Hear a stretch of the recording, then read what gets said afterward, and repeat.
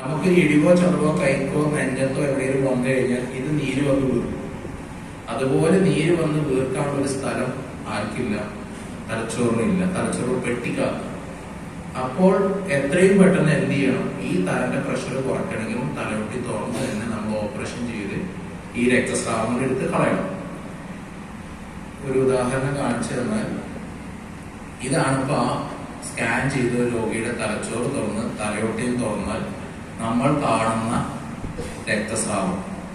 നിങ്ങൾക്ക് കാണാം തലച്ചോറിന്റെ ഒരു ഭാഗം പോലെ കണ്ടുക കംപ്ലീറ്റ്ലി ബ്ലഡ് കൊണ്ട് മൂടിയിരിക്കുക. അത് സർജറി കഴിഞ്ഞ് കഴിയുമ്പോൾ നമ്മൾ ഇങ്ങനെയാണ് മാറ്റിയെടുക്കുന്നത്. എന്നതിന് ശേഷം നമ്മൾ തലയോട്ടി ചില അവസ്ഥകളിൽ നമ്മൾ ആവശ്യമുണ്ടെങ്കിൽ തലയോട്ടി മാറ്റി വെച്ച് വയറിന്റെ തൊടന്റെ ഇവിടേക്ക് മാറ്റി വെക്കും. കാരണം തലച്ചോറ് നീര് വന്ന് വീർക്കാനുള്ള ഒരു സ്ഥലം ഉണ്ടായി കൊടുക്കാൻ വേണ്ടിയിട്ട്.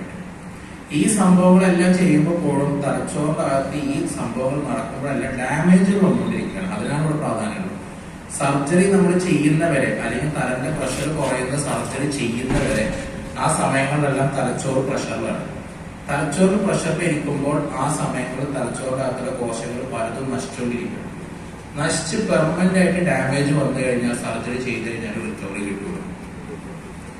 ഒരുപാട് പ്രാധാന്യമുണ്ട് തലയുടെ സർജറി ചെയ്യുന്നതിന് സമയത്തിന്. നിങ്ങൾക്കൊക്കെ പലപ്പോഴും നിങ്ങളിപ്പോ ട്രോമ കെയറിലൊക്കെ ആയിട്ട് നടക്കുന്ന ആൾക്കാരുണ്ട്. നിങ്ങളുടെ കുടുംബത്തിലോ അടുത്ത സുഹൃത്തുക്കൾക്കോ എവിടെയെങ്കിലും ആക്സിഡന്റോ കാര്യങ്ങളോ സംഭവിച്ചാൽ, ഈവൻ ആംബുലൻസിലൊക്കെ ഇവർക്കും സംഭവിച്ചു കഴിഞ്ഞാൽ ആദ്യം വിളി വരിക നിങ്ങൾക്കാണ്. ഇങ്ങനെ ആക്സിഡന്റ് പറ്റിയിട്ടുണ്ട്, തലക്കകത്ത് ബ്ലീഡിംഗ് ഉണ്ട്, ഓപ്പറേഷൻ ചെയ്യണമെന്ന് പറഞ്ഞപ്പോൾ എന്താ ചെയ്യേണ്ടതെന്ന് ചോദിച്ചിട്ടുണ്ട്. ഓപ്പറേഷൻ ചെയ്യണം എന്ന് തലയുടെ ഒരു സർജൻ പറഞ്ഞിട്ടുണ്ടെങ്കിൽ അത് ചെയ്തോളണം. അതിൽ ചർച്ചയ്ക്കോ ഇതിനോ നേരം ഉണ്ടാവില്ല. നിങ്ങൾ ചർച്ച ചെയ്യുന്ന ഓരോ മണിക്കൂറും ഓരോ മിനിറ്റുകളും രോഗിയുടെ കണ്ടീഷൻ മോശമായിക്കൊണ്ടിരിക്കും. അതാണ് ഏറ്റവും ഇപ്പോൾ സാധാരണ ചിലപ്പോൾ സംഭവിക്കുന്നത്. പെരിന്തൽമണ്ണ ആക്സിഡന്റ് പറ്റിയ രോഗി ഒരു ഉദാഹരണത്തിൽ കിടന്ന് മൗലാനിയിൽ പോയി കിടന്നിട്ട് അവിടുത്തെ senior neuro surgeon Jnanadas sir പറഞ്ഞിട്ടുണ്ടാവും എത്രയും പെട്ടെന്ന് തലന്റെ ഓപ്പറേഷൻ ചെയ്യണം. അപ്പൊ കുറച്ച് ആൾക്കാർ ഫോൺ എടുത്തു തുടങ്ങി. 4 ആൾ 4 വഴിക്ക് പോയി. 4 ആളുടെ പറ്റുന്ന വഴിക്കുള്ള ആൾക്കാരെയൊക്കെ വിളിച്ചു ഫോൺ ചെയ്ത് ചോദിക്കും, അതെ അവിടെ സർജറി പറഞ്ഞിട്ടുണ്ട്, ഇവിടെ സർജറി ആയിട്ടുണ്ട്, എന്താ ചെയ്യേണ്ടതെന്ന് ചോദിക്കുമ്പോ അങ്ങനെ തിരക്കുള്ളത് ഒരു ന്യൂറോ സർജനോ അല്ലെങ്കിൽ ഡോക്ടർമാരായിട്ടുള്ള ആരെങ്കിലും അല്ല എന്നുണ്ടെങ്കിൽ അതെ അവിടുന്ന് ചെയ്യേണ്ട നമുക്ക് എത്രയും പെട്ടെന്ന് കോഴിക്കോട് കൊണ്ടുപോകുന്നത്, അല്ലെങ്കിൽ നമുക്ക് എത്രയും പെട്ടെന്ന് അടുത്ത് തൃശ്ശൂർക്ക് കൊണ്ടുപോകുന്നത്. ഇങ്ങനെയാണ് അഭിപ്രായങ്ങൾ വരിക. എത്രയും പെട്ടെന്ന് തൃശ്ശൂർക്ക് കൊണ്ടുപോകുന്നത്. എങ്ങനെ നിങ്ങൾ മെനക്കെട്ടാലും ഒരു രോഗിനെ നിങ്ങളൊരു ഹോസ്പിറ്റലിൽ വേറെ ഹോസ്പിറ്റലിലേക്ക് കൊണ്ടുവരണം ചുരുങ്ങിയ 2 മണിക്കൂർ എടുക്കും. ചുരുങ്ങിയത് 2 മണിക്കൂർ എടുക്കും. ഈ 2 മണിക്കൂർ കൊണ്ട് ആളുടെ തന്റെ പ്രഷർ ഒറ്റയടിക്ക് കുറയ്ക്കാം. കാരണം അങ്ങനെയുള്ള ഉദാഹരണങ്ങൾ ഞങ്ങൾക്ക് കിട്ടുന്നുണ്ട്. ഞങ്ങളുടെ ഭാഗത്ത് നമ്മൾ കാണുമ്പോൾ എത്രയും പെട്ടെന്ന് ഓപ്പറേഷൻ ചെയ്യണം. 5 മിനിറ്റ് 10 മിനിറ്റ് കൊണ്ട് തീരുമാനം എടുത്ത് രോഗിനെ നമ്മൾ ബ്ലഡിന്റെ പരിശോധനയൊക്കെ പോലും വെയിറ്റ് ചെയ്യാതെ നേരെ ഓപ്പറേഷൻ തിയേറ്ററിൽ കൊണ്ടുപോകുന്ന രോഗികള് ഒരു കാര്യമായിട്ട് ഒരു 95-99% പഴയ പോലെ ആയിട്ടുള്ള അവസ്ഥയിൽ നമ്മൾ സർജറി ഇവിടുന്ന് നടന്നു പോയിട്ടുണ്ട്. അതേ രോഗികൾ ഇവിടുന്ന് തിരക്ക് പിടിച്ച് ഞങ്ങൾക്ക് അങ്ങോട്ട് കൊണ്ടുപോകണം, ഇങ്ങോട്ട് കൊണ്ടുപോകണം, അവിടെ കൊണ്ടുപോകണം, ഇവിടെ ഞങ്ങൾക്ക് അറിയുന്ന ആൾക്കാരുണ്ട്, അവിടെ ഞങ്ങൾക്ക് പരിചയക്കാരുണ്ടെന്ന് പറഞ്ഞാൽ അവിടെ എത്തുമ്പോഴേക്കും രോഗിയുടെ കണ്ടീഷൻ പറ്റ മോശമായിട്ടുണ്ടാവും. അപ്പോ ഇത് നിങ്ങൾക്ക് തരുന്ന ഒരു ഉപദേശങ്ങളാണ്. നിങ്ങളെ ജീവിതത്തിൽ നിങ്ങൾ ആരുടെങ്കിലും വിളിച്ചു ചോദിച്ചാൽ, എന്നെ ആരെ എവിടുന്ന് വിളിച്ചു ചോദിച്ചാലും സാർ എങ്ങോട്ട് കൊണ്ടുവരട്ടെ എന്ന് വെച്ചാൽ എവിടെ ആളുള്ളത്, അവിടെ ന്യൂറോ സർജൻ ഉണ്ടോ, അവിടുന്ന് ചെയ്തോ എന്ന് ഞാൻ പറയാറുള്ളൂ. ഇങ്ങോട്ട് കൊണ്ടുവരാൻ ഞാൻ പറയാറില്ല. എല്ലാരും പറയുന്ന ഒരു പ്രശ്നം സാമ്പത്തിക പ്രശ്നമാണ്. ഞാൻ എപ്പോഴും പറയുന്ന ഒരു കാര്യമുണ്ട്, തലയുടെ പരിക്ക് പറ്റി സമയത്തിന് ഒരുപാട് പ്രാധാന്യമുണ്ടെന്ന് ഞാൻ പറഞ്ഞു.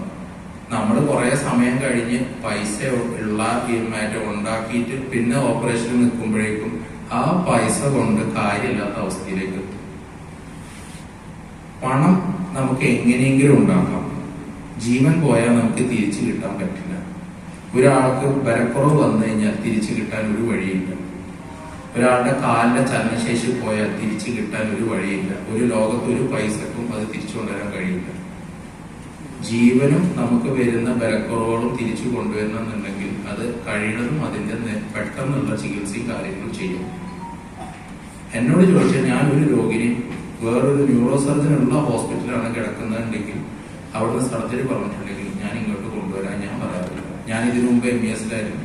അത് കഴിഞ്ഞപ്പോൾ അൽമാസിനെ എന്നേ വരെ ആരോടും ഇങ്ങോട്ട് കൊണ്ടുവരാൻ പറയില്ല. കാരണം ആ പറഞ്ഞ് ഇവിടേക്ക് എത്തുന്ന സമയം രോഗിയുടെ കണ്ടീഷൻ മോശം. അവിടെ ഇപ്പൊ നിങ്ങൾ കണ്ട ഒരു ഹോസ്പിറ്റലിൽ ന്യൂറോ സർജൻ ഇല്ലാന്ന് വിചാരിക്കുക, തലയുടെ പരിക്ക് പറ്റിയിട്ട്. അങ്ങനെയാണെങ്കിൽ നമുക്ക് വേറെ നിവൃത്തിയില്ല. നമ്മുടെ ഏറ്റവും അടുത്ത് നമുക്ക് കൊണ്ടുപോകാൻ പറ്റുന്ന ഏതാണോ അവിടേക്ക് കൊണ്ടുപോകാം. പെരിന്തൽമണ്ണ ആക്സിഡന്റ് പറ്റിയ പെരിന്തൽമണ്ണ തന്നെ ന്യൂറോ സർജന്മാർ 4 ഹോസ്പിറ്റലുകളുണ്ട്. എന്തിനാ കോഴിക്കോട് കൊണ്ടുപോകുന്നു? കോട്ടക്കൽ ആക്സിഡന്റ് പറ്റിയാൽ നിങ്ങൾക്ക് കാണിക്കാൻ കോട്ടക്കൽ തന്നെ ന്യൂറോ സർജന്മാരുണ്ട്. ഇവിടെയുണ്ട് ആക്സിഡന്റ്, എന്തുകൊണ്ട് കോഴിക്കോട് കൊണ്ടുപോകും? അതുപോലെ കോഴിക്കോട് ആക്സിഡന്റ്. ഈ ന്യൂറോ സർജറി നമ്മൾ ഈ ഒരു രോഗിനെ ഒരു സ്ഥലത്ത് നിന്ന് വേറൊരു സ്ഥലത്തേക്ക് ഇങ്ങനെ കൊണ്ടുപോകുന്ന പരിപാടി ഇല്ലേ, അത് നമ്മുടെ ഇന്ത്യയിൽ മാത്രമേ ഉള്ളൂ. പുറം രാജ്യത്ത് നിങ്ങൾ UK UAE അല്ലെങ്കിൽ ഗൾഫ് രാജ്യങ്ങളിൽ എവിടെയെങ്കിലും പോയി കഴിഞ്ഞാൽ രോഗിയുടെ ബന്ധുക്കൾക്കോ ആർക്കും ഇന്ന ഹോസ്പിറ്റലിൽ കൊണ്ടുപോകണം എന്ന് പറഞ്ഞിട്ട് ഒരു വോയിസും ഇല്ല. നിങ്ങൾ പലരും ഗൾഫിലും പുറത്തും വർക്ക് ചെയ്ത ആൾക്കാരുണ്ടാവും, അവരൊക്കെ നിങ്ങൾക്ക് അറിഞ്ഞിട്ടുണ്ടാവും. അവിടെ നിന്ന് ആരെയും എങ്ങോട്ട് കൊണ്ടുപോകാനും ആർക്കും ഒരു റൈറ്റും ഇല്ല. ഹോസ്പിറ്റലിൽ ആംബുലൻസ് ഡ്രൈവേഴ്സ് എവിടെയാണോ ആ രോഗിനെ ന്യൂറോ സർജൻ ഉള്ള സ്ഥലത്ത് കൊണ്ടുപോയത് അവിടെ നിന്ന് ചികിത്സിക്കാൻ അവർക്ക് റൈറ്റ് ഉള്ളൂ. കാരണം അതിന് സമയത്തിന് ഇതിന് ഒരുപാട് പ്രാധാന്യം ഉണ്ട് എന്നുള്ളതാണ്. അപ്പൊ ദയവ് ചെയ്ത് ഈ കാര്യങ്ങൾ ശ്രദ്ധിക്കാം. ഇതൊക്കെ ഇതേപോലെ തലച്ചോറിന് വരുന്ന പരിക്കുകളും കാര്യങ്ങളുമാണ്. പിന്നെ ഇത് കഴിഞ്ഞു കഴിഞ്ഞാൽ പിന്നെ കുറെ ആളുകള് എന്ത് പറ്റും, ഇവിടെയൊക്കെ നിങ്ങൾ കണ്ടിട്ടുണ്ടാവും, ഇവിടെയൊക്കെ തുളച്ചിട്ടിട്ട് ഒരു ട്യൂബൊക്കെ ഇട്ടിട്ട് ഇരിക്കുന്ന രോഗികള്, കിടപ്പിലാവുന്ന രോഗികള്, ഒരുപാട് രോഗികൾ നമ്മുടെ അടുത്ത് വീണ്ടും വന്ന് പോകുന്നുണ്ട്. വർഷങ്ങളായിട്ട് നമ്മളെ കണ്ടു പോകുന്നുണ്ട്. വരുമ്പോ എല്ലാവരും ചോദിക്കുന്ന ചോദ്യം അതാണ്, ഇതെന്നാ ഡോക്ടറെ ശരിയാവുമെന്ന്. ഞങ്ങൾക്ക് ഉത്തരവില്ല, കാരണം ശരിയാവില്ല. നമ്മള് പല ആളുകളോടും നമ്മൾ തുറന്നു പറയും ശരിയാവില്ല എന്നുള്ളത്. പക്ഷെ ശരിയാവും എന്ന് പ്രതീക്ഷയുള്ള ആൾക്കാരെ നമ്മൾ തന്നെ പറയും, നിങ്ങളത് സർജറി ചെയ്ത് കഴിഞ്ഞതിന് ശേഷം നല്ല രീതിയിൽ ഫിസിയോതെറാപ്പിയും റീഹാബിലിറ്റേഷനും ചെയ്യുന്ന ലെവലിലേക്ക് കൊണ്ടുപോകണം. എന്നാൽ നമുക്ക് ഉദ്ദേശിച്ച അളവിലേക്ക് ആളുടെ സ്വന്തം കാര്യങ്ങളെങ്കിലും ചെയ്യാവുന്ന അവസ്ഥയിലേക്ക് നമുക്ക് എത്തിക്കാൻ പറ്റും. ഞാനിപ്പോ ഇപ്പോ ഇങ്ങോട്ട് വരുന്നതിന് തൊട്ട് മുമ്പ് ചെയ്തുകൊണ്ടിരുന്ന നട്ടലിന്റെ സർജറിയാണ്. അത് ഇതേപോലെ വണ്ടി അടിച്ച നട്ടല് പരിക്ക് പറ്റിയ രോഗിയുടെ. ഇപ്പോൾ അയാൾക്ക് ദൈവം സഹായിച്ചിട്ട് കാലുകൾക്ക് പെരക്കുറവോ സാധനങ്ങളൊന്നും ഇപ്പൊ നിലവിലില്ല. അതുകൊണ്ട് നമ്മൾ നേരത്തെ കാലത്തും സർജറി ചെയ്തു. പക്ഷെ ഇതുപോലെ ഒരുപാട് രോഗികൾ നമുക്ക് നട്ടലുകൾക്ക് ക്ഷതം പറ്റിയിട്ടും പെർമനന്റ് ആയിട്ട് ഡാമേജ് വന്നിട്ടിരിക്കുന്ന ആളുകളുണ്ട്. അതിൽ ചില ആളുകൾ മെച്ചപ്പെടും, ചില ആളുകൾ മെച്ചപ്പെടില്ല. പരിക്കുകൾ വരാതെ നോക്കുക. അവനാൻ വണ്ടി ഓടിക്കുമ്പോഴും 2 വീലർ ആണെങ്കിലും 4 വീലർ ആണെങ്കിലും ഏത് വാഹനം ഓടിക്കുകയാണെങ്കിലും ശ്രദ്ധിച്ചു ഓടിക്കുക. നമുക്ക് ഗവൺമെന്റ് തന്നേക്കുന്ന നിയമങ്ങൾ നമ്മുടെ സുരക്ഷയ്ക്ക് വേണ്ടിയിട്ടാണ്. കാരണം ഇതൊക്കെ ഞങ്ങൾ കാണുന്നതുകൊണ്ട് ഞങ്ങളല്ല ഞങ്ങളെ ഹെൽമെറ്റ്, ഞാൻ ബൈക്ക് ഓടിക്കൽ നിർത്തി എന്നോ വർഷങ്ങൾക്ക് മുമ്പ്, പേടിയായിട്ടാണ്. കാരണം ഞാൻ ശ്രദ്ധിച്ചാലും ബാക്കിയുള്ളവർ ശ്രദ്ധിച്ചില്ല എന്നുണ്ടെങ്കിൽ എനിക്ക് ബൈക്ക് പറ്റും. 2 വീലറിന്റെ ഏറ്റവും വലിയ പ്രശ്നം അതാണ്. അപ്പോ ഞാൻ മനസ്സിലാക്കുന്നത് നിങ്ങൾക്ക് ഇതിന്റെ ഒരു പ്രാധാന്യം സമയത്ത് ഞാൻ